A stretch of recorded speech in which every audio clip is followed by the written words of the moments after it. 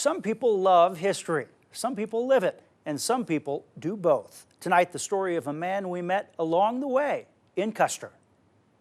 One of the oldest courtrooms in the state of South Dakota. Like the pages of a Dakota Territory law book. And we're standing right now in the law library of the judge. So are the days of Gary Enright's life. I saw the ad for the director of the 1881 Courthouse Museum in Custer and came and was interviewed for the job and hired. These days, he tells the tales of local history. Back in his home state now for about 2 years. Well, Custer is the oldest city in the Black Hills. It was formed in 1875.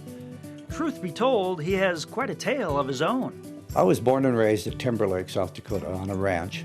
My dad was a rancher. He was also a cattle buyer. He's the boy in the striped shirt, destined for a life packed with one layer of history after another. In 1957, when I graduated from high school, that fall I went to the University of South Dakota.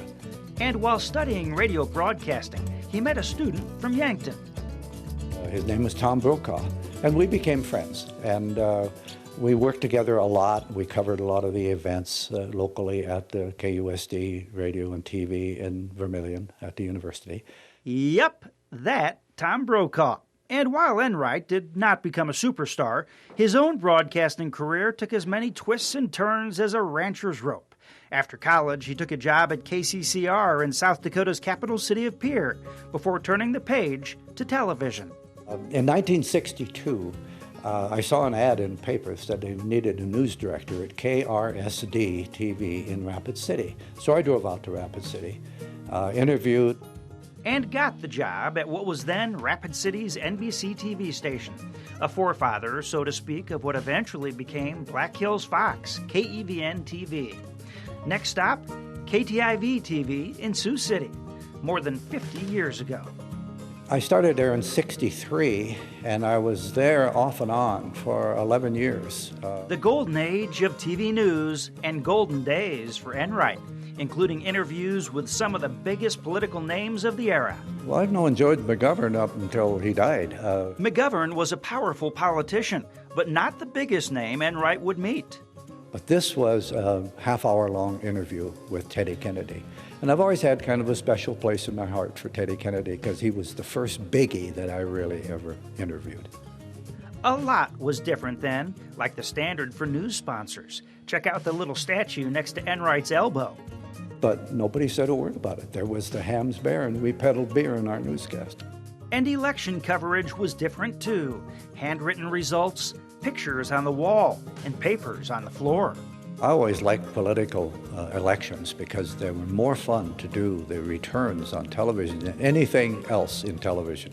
After I left the news department, I went to work for the Sioux City Stockyards as the director of information, and that meant I did a daily market report. The stockyards were booming, and Enright was used to hanging around cows and corrals from his days on the ranch.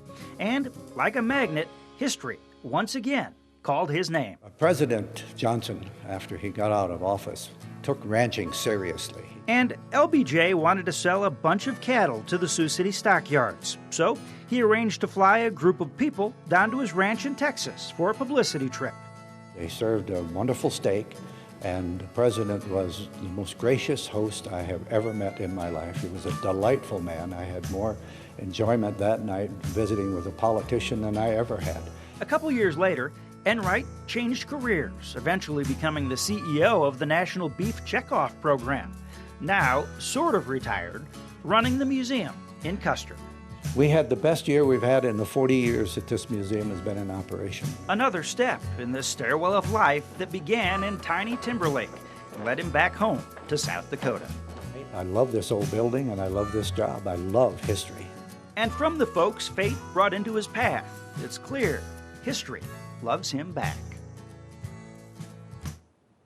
He also writes about history. This book here is the true story of a wild wolf that used to roam northern South Dakota, causing ranchers a whole lot of headaches by eating their livestock.